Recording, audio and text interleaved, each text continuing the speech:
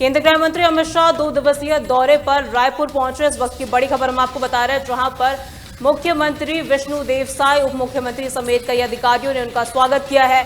2 दिवसीय दौरे के दौरान कई कार्यक्रमों में हिस्सा लेते हुए गृह मंत्री अमित शाह नजर आएंगे। 23 जून को सुरक्षा बलों के जवानों के साथ भी वो मुलाकात करेंगे। केंद्रीय गृह मंत्री अमित शाह 2 दिवसीय के दौरे पर रायपुर पहुंच चुके हैं। इस वक्त की बड़ी खबर हम आपको बता रहे हैं, जहां पर केंद्रीय गृह मंत्री अमित शाह 2 दिवसीय दौरे पर रविवार को छत्तीसगढ़ की राजधानी रायपुर पहुंचे। स्वामी विवेकानंद हवाई अड्डे पर मुख्यमंत्री विष्णुदेव साय, उप मुख्यमंत्री समेत कई वरिष्ठ अधिकारियों ने उनका स्वागत किया। बता दें, शाह अपने दौरे के दौरान कई महत्वपूर्ण कार्यक्रमों में हिस्सा लेंगे और नक्सलवाद के खिलाफ चल रही कार्रवाइयों की समीक्षा भी करेंगे। 23 जून को शाह बस्तर के नक्सल प्रभावित इलाकों का दौरा करेंगे। वे सुरक्षा बलों के जवानों से मुलाकात करेंगे और उनका हौसला भी बढ़ाएंगे। इसके अलावा वे स्थानीय आदिवासी समुदाय के नेताओं से भी बातचीत करेंगे, ताकि नक्सलवाद से प्रभावित क्षेत्रों को विकास कार्यों को तेज किया जा सके। इस वक्त की बड़ी खबर हम आपको बता रहे हैं।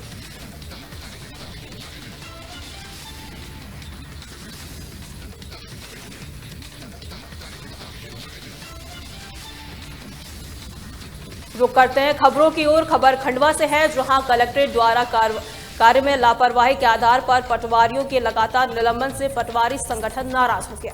इसी नाराजगी के चलते पटवारी संघ ने आज एसडीएम को ज्ञापन सौंपकर निलंबित पटवारियों को बहाल करने की मांग की।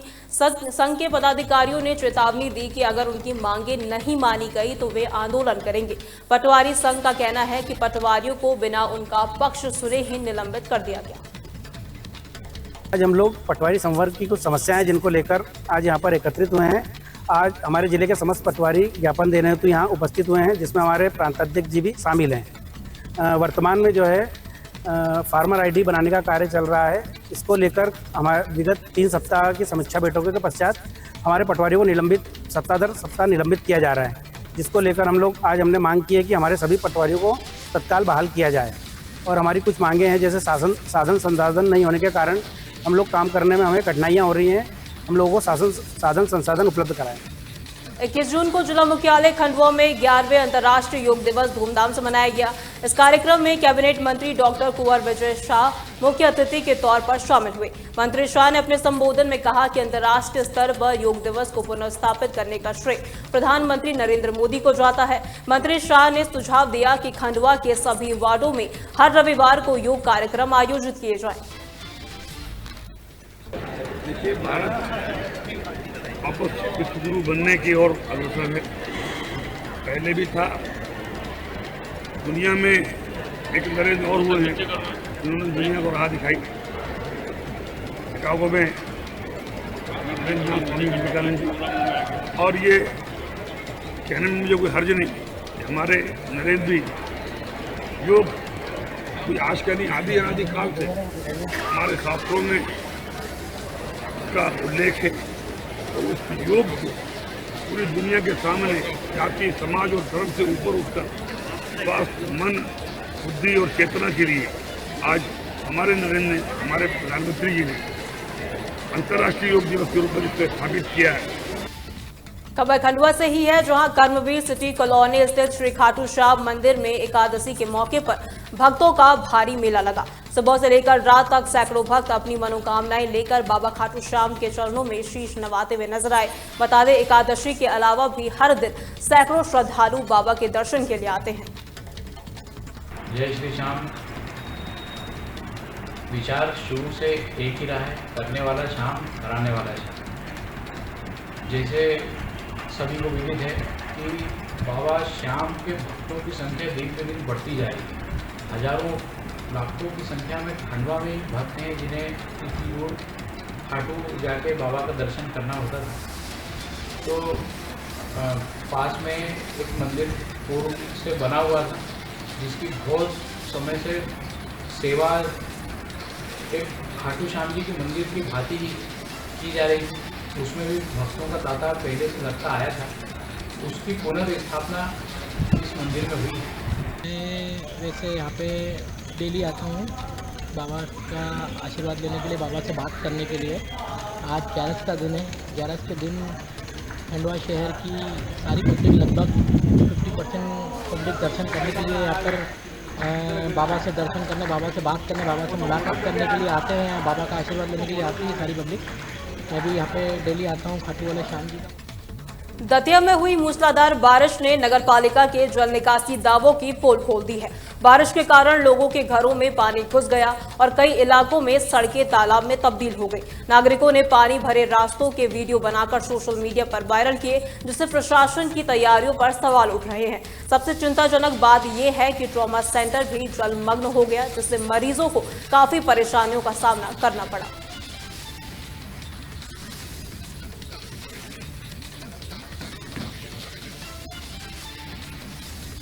इंदौर पुलिस ने एक बड़े अपहरण और डकैती के मामले का खुलासा किया है, जिसमें बदमाशों ने एक व्यापारी से 76 किलो चांदी लूटी थी। इस मामले में पुलिस ने गिरोह के सरगना निक्की बागा सहित 6 आरोपियों को गिरफ्तार किया है और उनके पास से 33 किलो चांदी बरामद की है, जिसका बाजारी कीमत 35 लाख रुपए बताई जा रही है। पुलिस के अनुसार बदमाशों ने वारदात को अंजाम देने से पहले एक कैब ड्राइवर को बंधक बनाया और उसे गाड़ी की डिग्गी में बंद कर दिया। डकैती को अंजाम देने के बाद आरोपी केदारनाथ भाग गए थे। फरियादी द्वारा ये बताया गया कि एक गाड़ी 4 व्हीलर को उसके सामने अड़ाकर एक पेट्रोल पंप के सामने जो स्कूटी से जा रहा था, उसको वहाँ से कुछ लोगों ने अपनी गाड़ी में ज़बरदस्ती बैठाया। स्कूटी में जो भी उसका पास सामान था वो सब लेकर उसको एक अज्ञात स्थान में लेकर गए और सारा सामान उसका लूट लिया गया और उसको वहाँ मारपीट करके छोड़ दिया गया। घटना की तस्दीक करने हेतु थाना प्रभारी एवं उनकी टीम द्वारा मौके पर गए। वहाँ पे सभी CCTV एवं अन्य साक्ष्य देखे गए, जिस पे घटना की तायद पाई गई। जब फरियादी से पूछा गया कि उसके द्वारा क्या सामान था, तो उसके द्वारा बताया गया कि वो चांदी का एक व्यापारी कुछ व्यापारियों से यहाँ चांदी लेके आगरा पहुँचाता है और लगभग 76 किलो चांदी उसके द्वारा स्कूटी से एक ट्रेवल्स के माध्यम से आगरा भेजी जानी थी, जिस पर से मामला काफ़ी संगीन हो गया और इस पर प्रथम दृष्टया संज्ञेय मामला पाए जाने पर डकैती एवं अपहरण का मामला पंजीबद्ध किया गया। इस मामले को पंजीबद्ध करने के बाद सभी वरिष्ठ अधिकारियों के निर्देशन में एक टीम का गठन किया गया, जिसमें TI साहब द्वारा अरविंद खत्री जो 2IC संयोगितागंज हैं उनके नेतृत्व में एक टीम का गठित किया गया और इस पर हर तरीके से टेक्निकल साक्ष्य, लोकल मुखबिर और अन्य जो भी सुराग मिल सकते हैं, हमारे साइबर टीम जो DCP सर के ऑफिस में, सब ने मेहनत करने के बाद गुना जिले के फतेहगढ़ थाना क्षेत्र में एक बड़ा हादसा हो गया, जहां उफनती कोहन नदी में अचानक पानी के तेज बहाव में एक ट्रैक्टर, ट्रॉली और एक बाइक बह गई। इस हादसे में कुल 4 लोग बह गए, जिनमें से एक युवक का शव बरामद कर लिया गया है। यह हादसा उस वक्त हुआ जब लोग उफनती नदी को पार करने की कोशिश कर रहे थे। इस बीच केंद्रीय मंत्री ज्योतिरादित्य सिंधिया ने तत्काल राहत बचाव कार्य के निर्देश दिए हैं।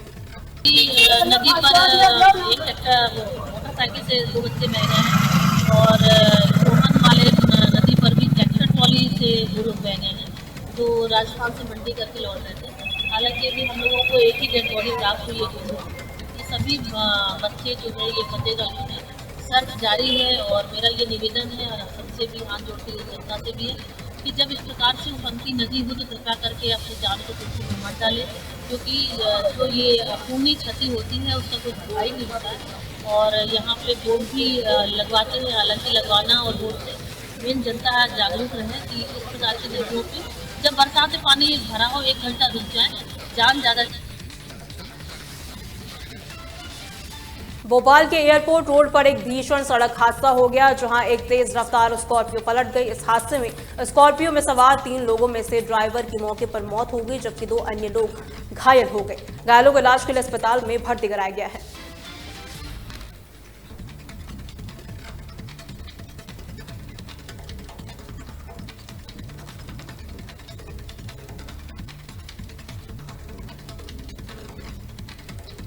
खबर छत्तीसगढ़ के बस्तर जिले से हैं, जहां 25 मई 2013 के दरबाह के झीरम घाटी में हुए नक्सली हमले में मारे गए लोगों की याद में जगदलपुर शहर के लालबाग में करोड़ों रुपए की लागत से बना झीरम मेमोरियल अब शराबियों का अड्डा बन चुका है। आलम यह है कि असामाजिक तत्व यहां नशाखोरी कर शहीदों की प्रतिमाओं पर शराब की बोतलें फोड़ रहे हैं। ये मेमोरियल बस्तर आईजी और सरभंगा युक्त के सरकारी बंगले के महज 50 मीटर की दूरी पर स्थित है, जिससे पुलिस की कार्यशैली पर सवाल उठ रहे हैं।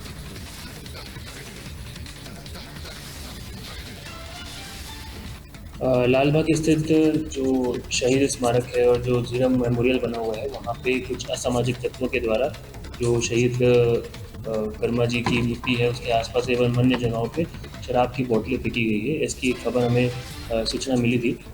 इसके तहत अब लगातार पेट्रोलिंग हम ऑलरेडी उस एरिया में कर रहे हैं और आज शाम से उस एरिया में पेट्रोलिंग और बढ़ा दी जाएगी। जिन असामाजिक तत्वों के द्वारा ये कार्य किया गया है उसको पता करने के लिए हमने CCTV फुटेज को खंगालना ऑलरेडी स्टार्ट कर दिया है और जल्द से जल्द ये पता कराएंगे कि किनके द्वारा ये चीज़ किया गया है। लगातार उस एरिया में, चूँकि वो पब्लिक एरिया है, वहाँ पे महिलाएं भी शाम के वक्त लालबाग एरिया में घूमती है। इस वजह से उस एरिया में पेट्रोलिंग और बढ़ाई जाएगी और जो हमारी महिला रक्षा टीम है उसको भी उस एरिया में घुमाया जाएगा। ये बड़ा ही दुर्भाग्यजनक बात है कि आज भी लगातार बार बार विपक्ष के द्वारा, शहर की जनता के द्वारा और आप मीडिया कर्मियों के द्वारा झीरम शहीद स्मारक की अव्यवस्था और वहां पर लगातार बढ़ते असामाजिक तत्वों के जमावड़े के खिलाफ इस नगर निगम की सरकार को, राज्य सरकार को बताया जा रहा है। पर लेकिन इन दोनों के दोनों सरकारों में, डबल इंजन की इस सरकार में कान में जूं तक नहीं रेंग रही है। पूर्व में जब हमने इसका विरोध किया था तो बड़ी आतुरता के साथ नगर निगम के महापौर संजय पांडे थाना पहुंचकर असामाजिक तत्वों के खिलाफ FIR दर्ज करने आवेदन दिया था। आज उस बात को लगभग 2.5 महीने से ऊपर हो चुका। उन्होंने कभी पलट करके थाना कोतवाली TI से पूछा भी नहीं कि उस मामले में क्या कार्रवाई हुई, किस असामाजिक तत्व को पकड़ा गया। और आज फिर से बस्तर टाइगर शहीद महेंद्र कर्मा जी की मूर्ति के समक्ष शराब की बोतलें, टूटी फूटी बोतलें पाई गई है। इससे यह स्पष्ट होता है कि शहर में असामाजिक तत्वों का मनोबल।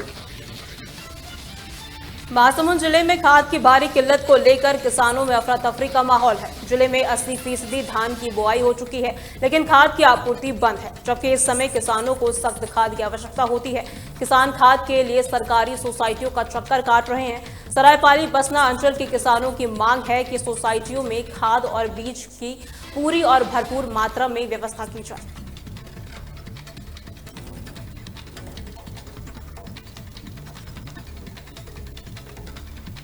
जब से छत्तीसगढ़ में भाजपा की सरकार, साय सरकार आई है, डबल इंजन की सरकार आई है, तब से किसानों को लगातार छला जा रहा है और एक बड़ी साजिश रची जा रही है कि किसान खेती को कम करता जाए, जिसका एक प्रमाण है कि अभी सरकार ने ही ये आंकड़े जारी किए हैं कि 70,000 हेक्टेयर में खेती में कमी आएगी। तो ऐसा क्यों हो रहा है?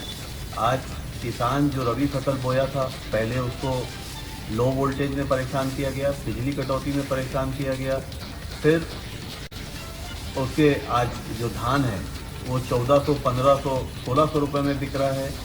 और अब जब खरीफ फसल लगाने की बारी आई तो उस समय जो उनको आवश्यक DAP है वो उपलब्ध नहीं करवाया जा रहा है। बोल रहे हैं कि यूरिया पर्याप्त मात्रा में उपलब्ध है। तो कभी भी जो किसानी को समझता है वो जानता है कि अभी जो खेती की शुरुआत में लगती है वो DAP लगती है, खाद लगती है, अन्य दवाइयाँ लगती है। वो दवाइयाँ, वो खाद, वो DAP अभी क्यों उपलब्ध नहीं है? कभी पहले तो ऐसा नहीं हुआ, आज क्यों हो रहा है? सरकार की पूर्व तैयारियां क्यों नहीं थी? आज सरकार के पास जगह नहीं है रखने के लिए तो जबरन 3 महीने का चावल पकड़ाया जा रहा है।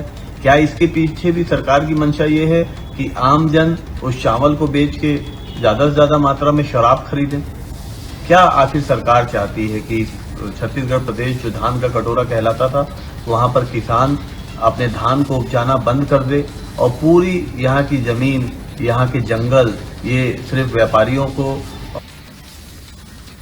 और इसी खबर पर ज्यादा जानकारी के लिए हमारे संवाददाता भूषण कुमार साहू हमारे साथ जुड़ चुके हैं। भूषण, क्या कुछ जानकारी है इस खबर को लेकर?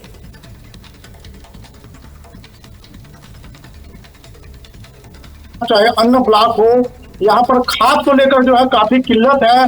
यहाँ किसान जो है काफी परेशान है, यहाँ माहौल बहुत खराब है। क्योंकि आपको बता दूं विजय लक्ष्मी, ये जो समय है खास करके किसानों का जो धान फसल है वो 80% जो है बुआई हो चुकी है और इस वक्त जो है खाद की सख्त आवश्यकता है।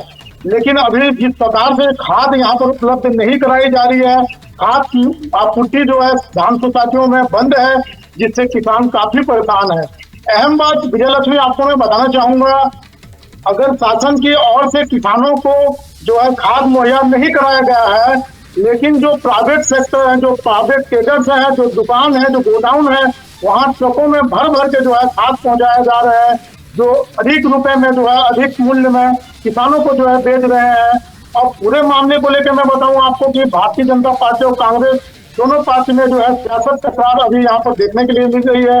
कांग्रेस का साफ साफ कहना है कि भाजपा सरकार आते ही जो है अभी खाद की कालाबाजारी करने में लगी है और किसानों को छलने में लगी है। वहीं भारतीय जनता पार्टी के नेताओं से भी हमने बात किया, उनका इस मुद्दे पर कहना है कि ये रूटीन प्रक्रिया है, हो सकता हो खाद की आपूर्ति किसी प्रकार से कहीं से बाधित हुआ गया हो, बहुत ही जल्द जो है खाद की आपूर्ति किसानों तक पहुंचाने की बात कही जा रही है। आपको बताना चाहूंगा विजय लक्ष्मी, जो अन्नदाता है, जो अपने खून पसीने से धान बुआई करते हैं, धान की कटाई करते हैं और विभिन्न क्षेत्रों में उसकी जो है निर्यात करते हैं, तब जाके जो है आम लोगों तक खाने का एक दाना, एक रोटी मिल पाती है। लेकिन यहाँ मैं बात करूं तो किसान इसमें मायूस है और दिन भर जो है राष्ट्रीय कार्यालयों के चक्कर काट रहे हैं और वहाँ बैठ रहे हैं और शाम होते हुए और निराश होकर जो है अपने घर लौटे हैं। जी विजय लक्ष्मी। भूषण, किसानों के लिए खाद की आपूर्ति कब तक सामान्य हो पाएगी? देखिए, हमने अभी जो है कृषि विभाग के अधिकारियों से भी हमने चर्चा की, उनका भी कहना है कि ऊपर से जो है अभी किसी दिक्कत की वजह से जो है किसानों तक खाद पर्याप्त मात्रा में नहीं पहुंच पा रही है। लेकिन बहुत जल्द उनके द्वारा भी रिमाइंडर जो मैसेज है, जो लेटर है, वो अपने उच्च अधिकारियों को प्रेषित कर चुके हैं। बहुत जल्द जो है इस अंचल में महासमुंद जिले में तमाम जो ब्लॉक हैं, तमाम जो सेक्टर्स हैं, वहां पर जो है खाद की जो है पर्याप्त रूप में आपूर्ति की जाएगी। देखिए, बड़ा सवाल तो ये यहाँ पर उठ रहा है, जहाँ पर सरकारी सोसाइटियों में खाद नहीं है तो प्राइवेट ट्रेडर्स के पास खाद कैसे उपलब्ध हो रहे हैं और क्या इसमें कोई अनियमितता सामने आ रही है? देखिए, अन्य वर्ष भी जो है इस प्रकार से कई मामले आए थे। शासन के पास अगर खाद नहीं है, किसानों तक नहीं पहुंच पा रही है, तो जो बड़े व्यापारी हैं, जो थोक व्यापारी हैं, उनके पास किस प्रकार से जो है ट्रकों में, गोडाउन में भर के जो है खाद उनको उपलब्ध कहाँ से हो जाता है।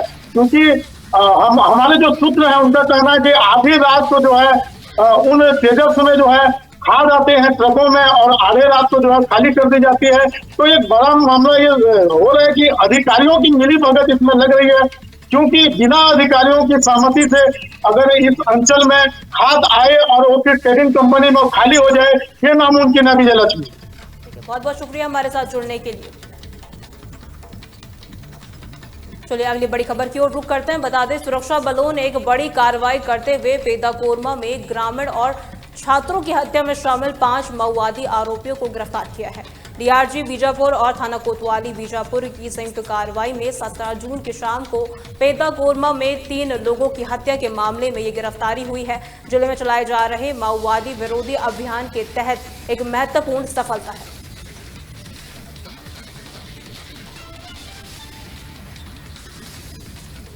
ऐतिहासिक नगरी और पर्यटन स्थल सीरपुर के लक्ष्मण मंदिर परिसर में 11वें अंतर्राष्ट्रीय योग दिवस का जिला स्तरीय कार्यक्रम आयोजित हुआ। यह आयोजन पूर्वोत्तर सर्वेक्षण विभाग रायपुर मंडल द्वारा किया गया था। कार्यक्रम में सांसद रूप कुमारी चौधरी मुख्य अतिथि के तौर पर शामिल हुई। इस मौके पर सांसद रूप कुमारी चौधरी के साथ स्कूली बच्चे, जनप्रतिनिधियों और आला अधिकारियों ने भी योग किया। सांसद ने अपने संबोधन में कहा कि योग भारतीय संस्कृति की अमूल्य धरोहर है।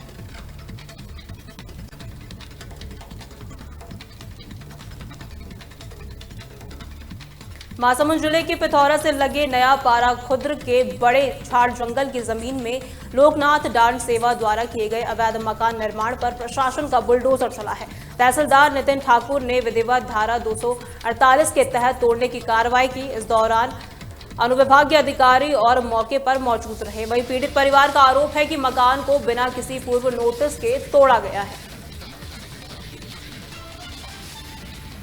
जसपुर पुलिस ने गौ तस्करी के खिलाफ अपने विशेष अभियान ऑपरेशन शंखनाद के तहत एक और बड़ी सफलता हासिल की है।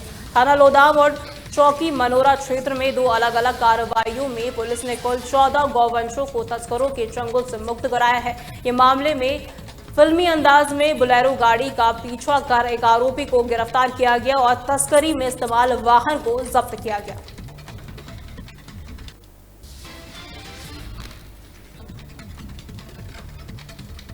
मध्य प्रदेश और छत्तीसगढ़ की खबरों में फिलहाल के लिए इतना ही। देखते रहें तहलका डिजिटल 24/7।